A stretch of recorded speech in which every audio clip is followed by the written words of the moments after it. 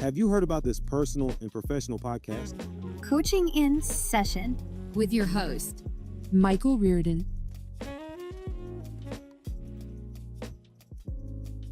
Christmas is here. I hope you got the gift that you were looking for and that you were waiting for, maybe even all year. Have you been a good boy? Have you been a good girl? And I can only hope that you have been the best person that you could be. Sometimes it's not only about our behavior that we need to be looking at during these naughty and nice type of seasons and mentalities, but rather, have you been ambitious? Have you been consistent? Have you been a person that has been hungry for change in their life? Not just worrying about what other people think about them. Because, yes, we can be on the naughty list and it doesn't necessarily mean anything. And it was funny because someone had said the other day to me, they were like, Michael, you are on my naughty list. And they used the S word. And I said, well, that's my favorite place to be. And of course, they laughed and they said, yeah, I'm just joking and stuff like that. Because number one, when you get a negativity and you embrace it, oh man, the person doesn't even know what to do because they're expecting a different type of outcome. What tends to happen is if you are going to step into that negativity, you find more power in that. So today is a day full of power that is going to be left untapped. We, as parents, for example, you might have put some Santa Claus gifts under the tree and things like that. And it could be a good thing, right? I don't know if lying to your kids is a good thing, but it could be something that later on, when they're older, they might say, you know what? Mom and dad worked so hard that they helped me believe in this idea, this dream of Santa Claus. When it comes to like mindset and like what is the right way to do it, I would say it's personal preference. If you want your kid to believe in a tooth fairy, cool. If you want them to believe in Santa Claus, if you want them to believe in the boogeyman, all of this is fine, right? It's all helping the imagination. But the imagination doesn't necessarily need a lie. What we need is we need a bit of truth. And if you are a person that is trying to get more truth from their children and their lives, then you have to basically look at today as another opportunity for the family to come together. Very similar to how we had on Thanksgiving, where we would come together, we would eat. Today is just a little bit different because we now have a day when we're coming in and we're sharing gifts, not only sharing different plates and different foods. So we can still have the foods, of course, because typically, what is Christmas without having Christmas dinner or a Christmas meal? There is something you have to look at beyond the food, beyond the gifts. And that is our winding down the year. We are going to be presented with another choice, a conundrum, if you would call it that. What are we going to do for the next 365 days? Of course, we're going to be talking about that a little bit more as we go on in the coming up episodes. But today is a good day to relish in the fact that you might be around loved ones and maybe you are in a bad situation and you are not around loved ones. What do you do? Do you decide to stay in that circumstance or do you decide to say, hey, I'm going to change this? Of course, everyone's going to have different struggles.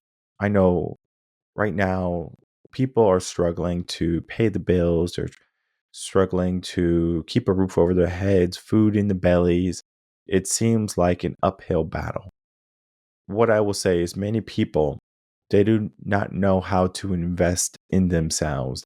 They don't know how to give themselves an embrace of learning and investing in themselves long term versus like, well, this is going to be something that is going to make me feel good short term.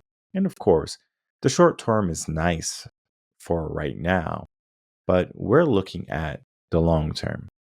So I think back at when I was a teacher and we had all the Christmas stuff and we're in the season. It's Christmas music. And I didn't want anything to do with Christmas. Number one, because as a music teacher at the time, I was like not into it because I had to listen to Christmas music for literally 3 months or something along those lines since October. So it's like October, November, and December Christmas music. And I'm like, oh my goodness, like this is too much. I know when people say, like, when is the right time to play Christmas music? It's after Thanksgiving. So you get a month of it. Is too much of a good thing bad? Well, clearly with Christmas music, it was. And I know many people, when they start to hear Mariah Carey singing and all this Christmas music and Frosty the Snowman, and people almost skip Halloween and they say, you know what? Who cares about Halloween? Who cares about Thanksgiving? Let's get straight into Christmas. So we have these holidays, these events, these days, we can call them whatever we want. We have to ask ourselves, why the focus on Christmas? Why not the focus on maybe Easter or our birthday or Halloween or New Year's, right? It seems like we're always jumping the gun to get to something better. Well, we have to do the work in order to get to the places that we want to get to, right? December 25th is going to be a day that is going to be there, but we have to work our way up to it. And I remember, like, when I was younger, we were getting close to Christmas. It was like almost like time slowed down. And I was like, I can't believe time is slowing down this much because I'm just waiting for Christmas so I can see what I got. We got so many gifts from our parents, and our parents, definitely, sacrificed to get all of us gifts and things along those lines. When people are like, living paycheck to paycheck and they're scraping pennies from the sofas at the time because we still use change and cash and stuff like that. So there's many quarters in the sofa. Today, if you look at my sofa, you might be lucky to find a nickel or a dime or a quarter because we have like a piggy bank that we will have for any like spare change. So we just don't have spare change falling out of our pockets. But when we wanted some candy, when we wanted something from the store, if we needed some dog food because we didn't have any dog food for the dog, we would look in the sofas. And sure enough, even if we looked at it the day before, the next day, it was like someone or something or our parents, it was our parents, provided for us and unknowingly so. So the money was just falling out of their pockets.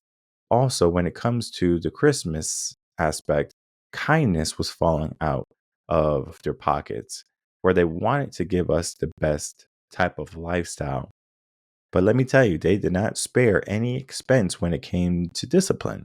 Where if on that day, I remember quite a bit, you would have the good moments and they will laugh and you would get the gifts that you wanted. It seems like, that was nice. But what happened after is like reality came back so quick where I remember I wasn't really good in school. So I would get a bad grade on a test or something. And sure enough, my parents are like, you need to go study or you're not dumb. And why are you getting bad grades? And we went to a Catholic school. So they would make you take the test home and get it signed. And I saw it a little bit in the public schools, but it wasn't so much big thing versus like in Catholic schools, it seems like you better go tell your parents. Now everything is remote. So a parent can easily see all of the grades right online, right from their phone. They get a notification, bing, I got a notification. Let me see if I'm going to love my child today or be upset with my child today. And we forget that we do all these things to sacrifice for our children. We get them all of these things, all of our time. It just seems like, what takes priority, right? Learning education, getting a letter mark on the grade, it might be significant to you. The reality is, what is more important? Your child's well being and their growth, regardless of what they have under the tree or what they are playing with. For example, my kid, he has too many toys. Like he has, I don't know how many cars. He's infatuated with cars. So, the other day he was like filling up a dump truck because he has a dump truck. And he was filling it up with all the little Hot Wheel cars. And I'm thinking in my mind, we need to stop buying him stuff because he just has all of these toys. And it's not so much of the toys that we do it for, to allow him to continue to look at all of the different resources he has around him and then allow his imagination to run wild. This is why we do it. We don't do it because we're trying to spoil him and things like that. Like, we haven't bought a toy in quite a bit. The things that we do buy him are going to be things that will last a very long time. For example, when we were younger, we had a Power Wheels, and it was a red one, it's like a Corvette. It was at my grandma's house, and for some reason, the thing was like never charged. So we would go on the road, and it's so funny because you can't do this today. We would take the Power Wheels from the basement and we would go on the road, and my brother, my sister, and myself, two of us would sit inside, and then one of us would push, and we would take turns pushing up and down the road. No cops were called. No parents said, "Oh, look at these kids playing on the sidewalk so close to the street." None of that ever happened because we live in a different time. What I do want to say is very close to how children are raised today, because this Christmas episode is not only about looking at how we need to be appreciative to what we have, and we need to look at all the gifts we're buying them, if it's a good thing, if it's not a good thing, but how our life has changed and how we are affecting our children's lives. So I'm not sure if many people have realized this, but there's not many people or many children outside today. You go to the parks are empty. Of course, on the weekends, you might get a influx of kids, but I remember after school, I'm riding my bike to the park, and I'm riding my bike up and down the street. I'm playing with people, football and things like that. That was my life. But today, you would be hard pressed to, see kids playing outside. And if you do, it's very rare. And it's not that we don't have kids. They're all around. It's just that the way we view the mindset for children today is, let's keep them safe. Let's keep them indoors. So the toys that you bought your child, right? Is it a toy that is going to help them be inside, or is it going to be a toy that's going to help them be outside? Well, I guess you can strap on a projector in the yard and, get a screen or something, or put it on the side of the house and plug up the PlayStation 5 or the Xbox, whatever it is. Sure, right? They're outside playing, but is that the playing that they need? Because we have learned and have become to know that children need more playtime. They need uninterrupted play. And something we're doing new here for Reverend Concepts is we're creating a play perspective.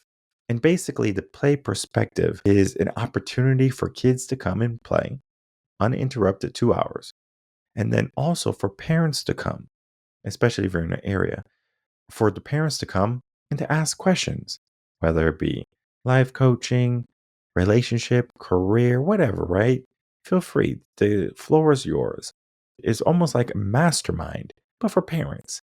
The way we're going to do it is more in line with how can we all give. It's almost like a potluck, because my kids are still young, right? I want my kid to develop properly. I need to do two things, right? One, get a farm and some farm animals. And then two, surround them with kids who are able to play and who are older than them, who can teach them and nurture the fun play aspect of childhood.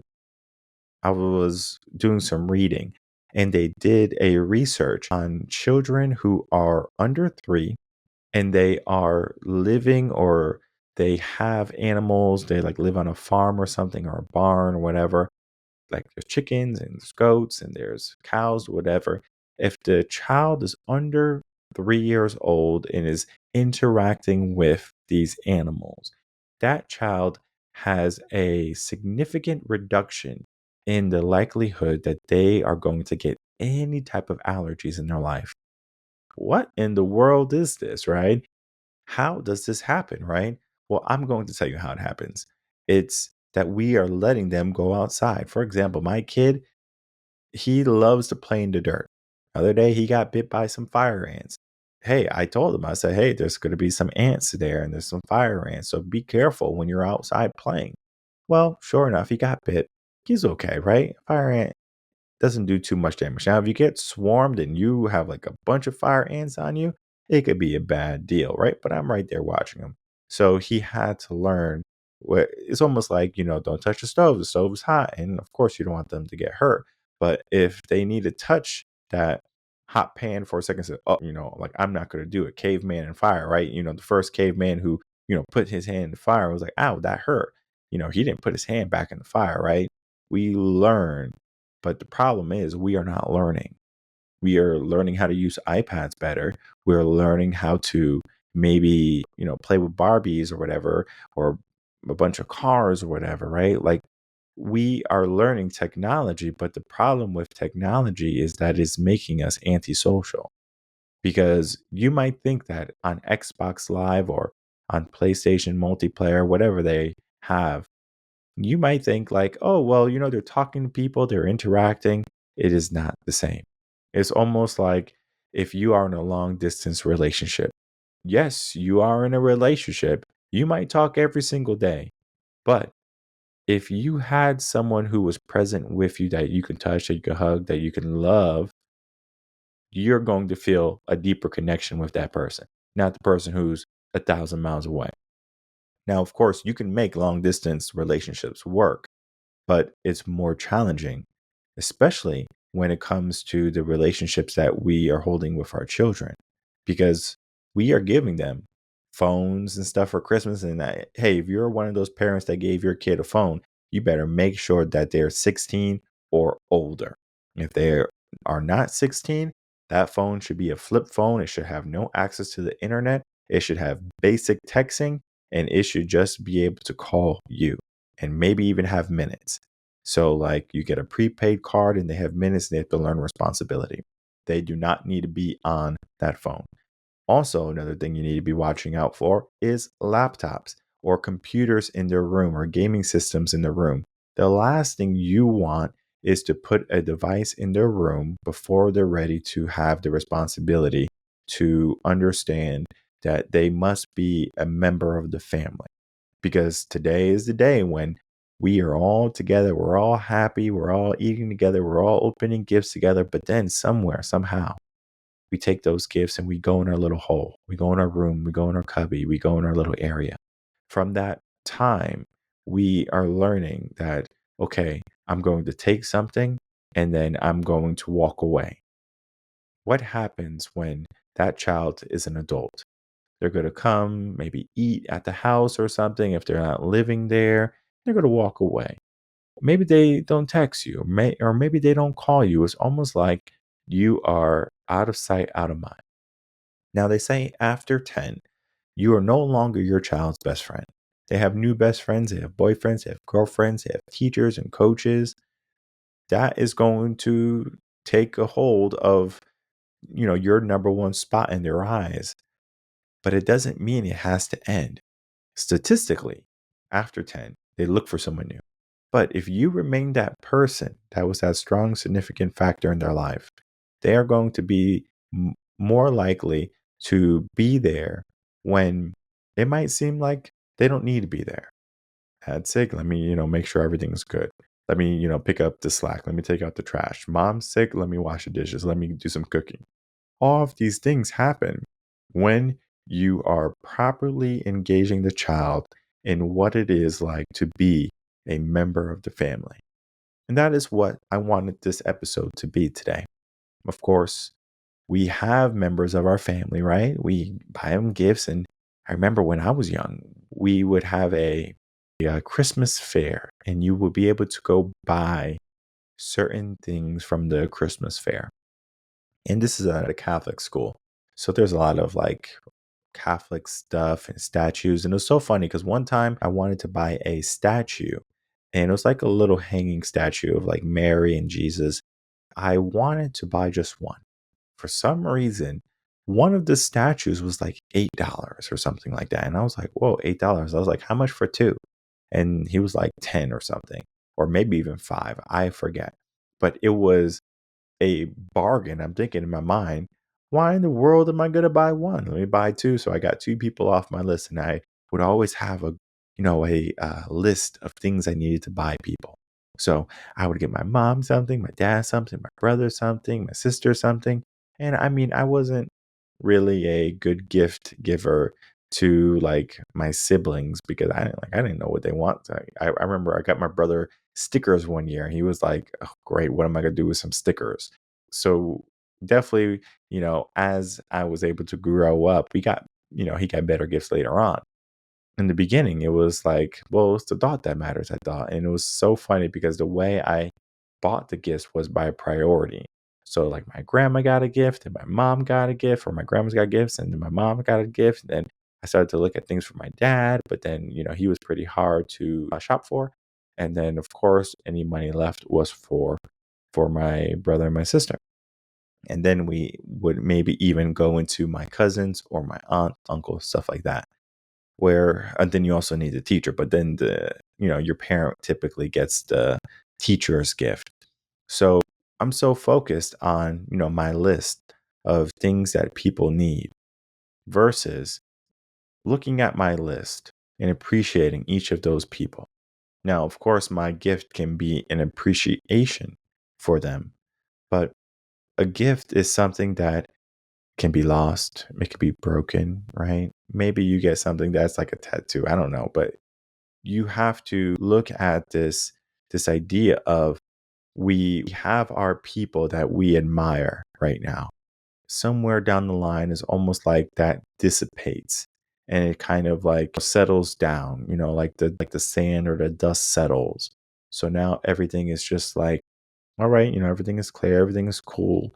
And we don't pay attention to those people unless something happens to them, right? A death, something gets sick, maybe even a new holiday, right? A birthday, Thanksgiving, we're going over, we're doing things, Christmas again. We start to pay attention. What I would like for people to incorporate into this Christmas is a mindset that, well, I'm not trying to give my children, I'm not trying to give my family an outlet to not be part of the family. So the gift that you give them, yes, they might be so happy they have this laptop. They might be so happy they have this PlayStation. They might say, Dad, I love you. Mom, I love you. Grandma, I love you. Dad, Grandpa, I love you. Auntie, uncle, cousin, I love you. Whoever it be, right? What does that bring long term? It's going to create more stress for them, more anxiety for them, maybe bring about some negativity. Of course, it's going to create more distractions because when I was in school and I had to go to school and I had to go learn and I didn't want to be in school, the only thing I daydreamed about was going home and playing Ninja Turtles and video games. But of course, I was more interested in playing with my friends outside and riding my bike than I was playing video games. Now, of course, if it was raining or something, sure, we'll play some games and stuff like that. But today is like almost like the culture of a screen. I'm going to be behind a screen. I'm going to watch a screen. I'm going to flick a screen all day long. And we fail to pay attention. So there's many things that we can do today on this day of Christmas. We can unite as a family, but then we can also make a promise that regardless of our gifts, we're going to do our best to reconvene once a week, maybe every other week, or maybe once a month. It depends on your family dynamic. If you need more coaching, if you need more family time, and you're not creating family time at ideal times like dinner, driving, etc., then you will need more time during the week or during the month. If you are a person that has no idea how to do this, I recommend to ask someone who has their kids, in family time all kind of planned out. Homeschooling parents typically have this pretty good where they understand schedules really well. It's just that, when we send our kids off to school or parents send off their kids to school, they rely so much on the school schedule and their work schedule. But on that day when they have Christmas, typically Christmas is a holiday, so Christmas is off, kids are off, things along those lines. So they're trying to figure out things on the fly. You can manage things pretty well when you have the time, but many people are losing the aspect of time because they're trading their time for more money to buy more things for their kids or buy more things for themselves or for their loved one. And of course, gifts can be a love language, but you do have to ask yourself, what type of behavior and mindset are you creating long term? If you are struggling with the aspect of family, I encourage you to reach out to us, Reverend Concepts, get yourself a consultation. I have worked with many families, and I even have families who are very religious and they have requests to incorporate religion into the coaching. We can be as flexible as you need it to be for your family, because the reality is many children are being lost to technology. It's causing severe amount of depression and anxiety and stresses that don't need to be there. You mean so well by buying them so many gifts and so many games and things like that, but you should be, if you do want to get them things that are going to get them outside. Get them a baseball, buy a mitt, a baseball bat, a fishing rod, something along those lines. Of course, you can pair that with your PlayStation or with the Xbox or with a Nintendo Switch or one of the handheld things, right? Of course, set up rules and limitations and expectations, but then also create the room to make time, especially when they're younger. Because, like I said, at some point, they're not going to want to be your best friend. So enjoy this, 0 to 10 type of thing, because typically around 11, 12, they're already not believing in Santa Claus already. So they know it's coming from you. And if they expect it because they have been expecting gifts for the past 10, 11, 12 years, whatever. It's not the same appreciation. I'm expecting to get a gift. I'm getting a gift because I know you care. I know you sacrifice. Is a very different mindset than we're living in today, where it's the price of privilege. It's like, I'm going to get this because I work so hard, because I have been good. You remember what I said? Have you been naughty or nice? And everyone is going to say they've been nice, but they have been living very naughtily. They have not been doing the work. They have not been doing the actions. They have not been taking care of themselves or their family or doing their part in all aspects of life and the world, even. Let's start to switch what Christmas truly means. Of course, we can give Christmas the religious notion of what Christmas is, or we can look at the Hallmark way of what Christmas is and about gift giving and buying stuff and spending time with family, even if it is brief. So I want everyone to enjoy this day, enjoy this week, and get ready to get a jump start on the new year with a full sprint ahead. And do not let your gifts or this moment of pleasure be an anchor that's stopping you from achieving more and reaching more in your life today.